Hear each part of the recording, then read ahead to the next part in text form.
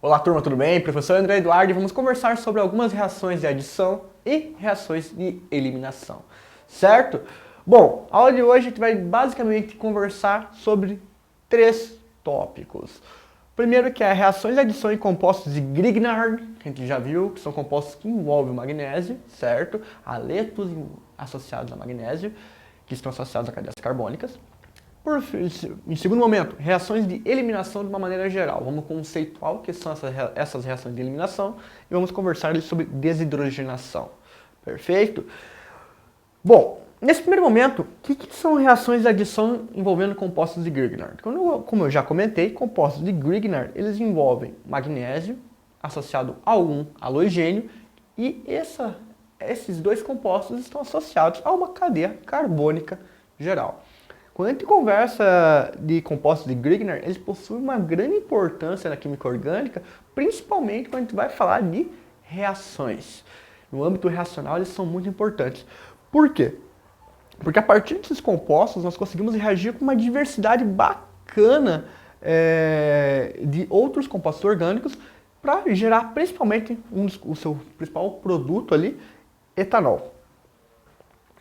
Vale ressaltar aqui que são compostos ali que a adição desses compostos de Grignard envolve principalmente carbonilas. É uma reação entre uma carbonila e esse composto, de tal maneira que essa carbonila pode ser uma carbonila de origem de aldeído ou origem de cetona. Vale ressaltar também que, como eu já disse, maneira que o composto de Grignard ele é um magnésio com um halogênio associado à cadeia carbônica, ou podemos falar de forma mais correta, que são haletos de organomagnésio, certo? De tal maneira que é o termo conceitual correto para você se referir a esses compostos, a essa função orgânica. Perfeito? E como que funciona uma reação de adição envolvendo esses haletos de organomagnésios, ou os compostos de Grignard? Basicamente, turma, o ataque do magnésio na ligação dupla da carbonila ocorre através de uma adição nucleofílica, certo? Lembra lá, você tem um carbono ligado ao heteroátomo, no caso ali, o oxigênio. O oxigênio é mais eletronegativo que o carbono.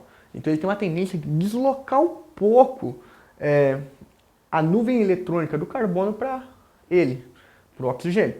De tal maneira então que o carbono ele fica levemente com a carga positiva. Ele fica propício a sofrer ataques nucleofílicos, que por sua vez são ataques que envolvem, são cargas negativas que tendem a se atrair por por ambientes que têm carga positiva. De tal maneira então que ocorre esse ataque nesse carbono. Então nós temos ali o composto de Grignard com determinado carbonila, ocorre o ataque de tal maneira que forma ali esse composto, onde nós temos o magnésio, o haleto e o magnésio associados ao oxigênio, e a adição da cadeia carbônica desse haleto organometálico na cadeia do reagente, do composto que você estava reagindo da carbonila. O oxigênio que está associado ao magnésio e o halogênio, ele tende a recrutar um hidrogênio do meio, de tal maneira, turma, que vai formar um álcool. Forma uma hidroxila, e hidroxilas em cadeias carbônicas, nós sabemos já que é a função característica de álcool. O organometálico, ele recruta um íon OH- do meio, então se estabiliza dessa maneira. Vale ressaltar que quando você reage composto de Grignard com carbonilas, o produto sempre vai ser um álcool. Ele pode perguntar, e eu que normalmente acabo perguntando nos exercícios, qual álcool pode ser formado. Então é sempre muito importante você desenhar a cadeia carbônica do grupo reagente, seja o aldeído, seja a cetona, desenhar a cadeia carbônica do grupo composto de Grignard e verificar a partir disso como que vai ficar o produto dessa reação. Porque dependendo onde estiver localizado essa carbonila, você pode gerar determinado álcool ou vai variar de acordo com o produto. de acordo com a posição da carbonila. Então é importante você sempre estar bem estabelecido onde está a posição para você conseguir chegar ao produto que você realmente deseja, certo? Bom, e quando a gente conversa sobre reações de eliminação, basicamente são reações que envolvem a retirada ou eliminação de átomos da cadeia carbônica, restaurando insaturações ou criando insaturações. A gente viu reações de adição, que basicamente é que rompia as insaturações, adicionando compostos no composto orgânico. Reações de eliminação são o contrário das reações de adição, certo? Sempre produzindo um composto insaturado. Dentre as reações de eliminação, nós temos 4 que são as mais comuns. A desidrogenação, que é basicamente você retirar um hidrogênio, você forma um hidrogênio molecular a partir de um composto orgânico. Essa é a reação que nós vamos dar um foco na aula de hoje também. Nós temos reações de eliminação de água, basicamente a desidratação. Eliminação de ácidos halogenídricos, ou ácidos hidrácidos, melhor falando, que também pode ser falado de desidrohalogenação. E a eliminação ali é o de halogênios, que é a dehalogenação, certo? Então, são as 4 tipos de reações de eliminação que nós temos, dando um foco bacana agora nas reações de desidrogenação. Como já foi comentado, uma reação de desidrogenação, ela trata-se de você remover hidrogênios da cadeia carbônica e formar hidrogênio molecular. São reações ali, que geram, reformam, restauram ou formam insaturações, ou seja, vai formar uma dupla ligação ou até uma tripla ligação, dependendo do quão você avança nessa reação. É a reação inversa da hidrogenação, que é aquilo que nós conversamos lá na nossa aula de adição, que hidrogenação é você saturar as insaturações com hidrogênios. Aqui então a reação de desidrogenação é o contrário dessa reação, porque você retira os hidrogênios e restaura as insaturações. É uma reação que é amplamente utilizada ali na indústria para tornar gorduras saturadas em gorduras insaturadas. Alguns álcoois em cetonas e também alguns álcoois em cetonas ou aldeídos e também alcanos em alcenos, certo? Ou seja, restaurar as insaturações. Vamos pegar um exemplo aqui, Nós temos o etano. São reações que necessitam de demanda energética para que ocorra essa catálise via temperatura. Então, olha aqui o etano. O etano, ele possui 2 carbonos e todos saturados. Você remove 2 hidrogênios dessa molécula, formando eteno mais a molécula de gás de hidrogênio. Olhando aqui no segundo exemplo, nós temos 1, 2, 3, 4. Nós temos o 2-metilpropano, 2-metilbutano, melhor falando, 2-metilbutano, formando ali, turma, removendo os hidrogênios em temperatura, formando ali, o 2-metil-but2-eno, certo?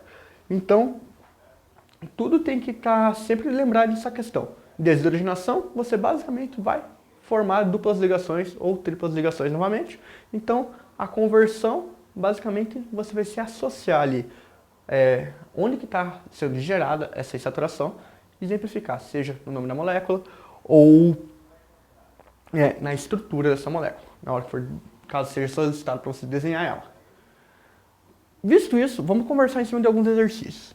O primeiro da Universidade Federal de Santa Maria. A estrutura que representa um composto de Grignard vamos lembrar lá, turma, composto de Grignard, você sempre vai ter ali, R, que é a cadeia carbônica, certo? Ligado ao magnésio, e esse magnésio está ligado, X, onde que X é sempre um halogênio, certo? Então, de tal maneira, alternativa A, temos carbonos, cadeia carbônica, ok, magnésio, ok, ligado a bromo. Bromo, ele é um halogênio? Sim, bromo é um halogênio. Então nós temos o composto de Grignard? Temos.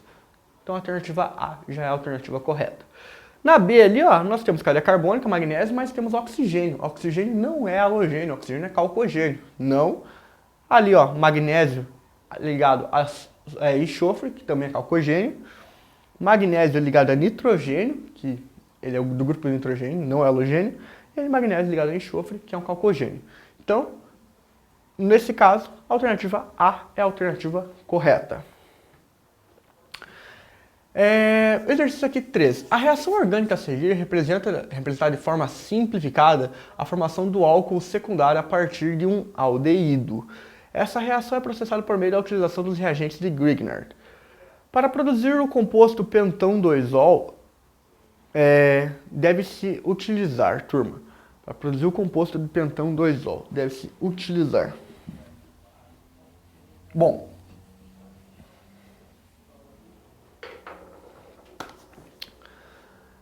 turma, a gente está reagindo um composto de Grignard com um aldeído. Qual é um aldeído que ele não informa? E gera ali, ó, o nosso álcool. Para que nós produzir o pentão 3-ol, vamos desenhar aqui. Pentão 3-ol. Pente, ó. 1, 2, 3, 4, 5. Pente. Então, CH3. Pente, 3-ol ele fala. CH3. Certo? Ó, 3 tem o OH, correto? Então, H.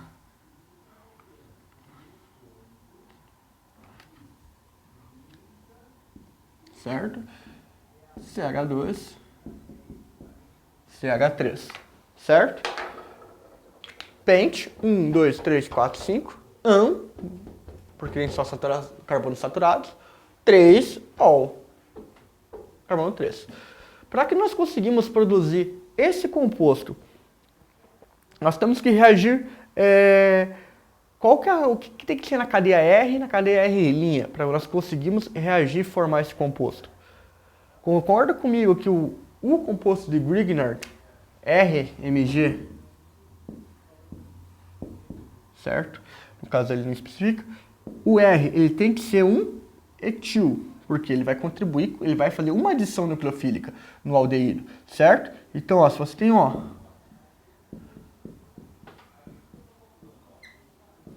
certo? Vai contribuir com essa parte aqui. Por quê? No aldeído, que tem que ser outro etil, porque, ó, CH3.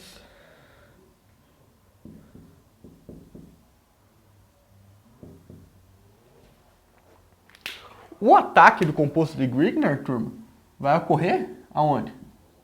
Nesse carbono, de tal maneira que vai romper a dupla ligação, certo? Que posteriormente vai resgatar um hidrogênio do meio aqui, formando o OH, ou vai ocorrer a adição da cadeia carbônica aqui do composto de Grignard. Perfeito? De tal maneira, então, que para você produzir um propão, um pentano 3-ol, você necessariamente necessita de dois, que o R e R' sejam etis, certo? Para que ocorra o produto, ele tenha a hidroxila no carbono 3. Por isso que eu comentei com vocês a importância de você identificar qual que é o composto e dos reagentes e desenhar principalmente, porque dependendo se você utiliza um outro aldeído ou um outro composto de Grignard, o teu resultado ele vai ser diferente. Se você reagir aqui, ó, um composto de Grignard aqui com 3 carbonos, uma cadeia carbônica com 3 carbonos e um aldeído ali com uma cadeia carbônica ali, além do carbonila, um carbono, você também vai produzir um pentanol, porém um pentanol que ele vai ter a posição da hidroxila diferente, certo? Não na posição 3, perfeito? Então tem que estar bem atento a esses detalhes. De tal maneira, então, é que encerra esse primeiro momento que a gente conversou sobre reação de adição e também reações de eliminação. Eu aguardo vocês na próxima aula, onde nós vamos dar continuidade sobre essas reações de eliminação, principalmente. Certo? Grande abraço, até!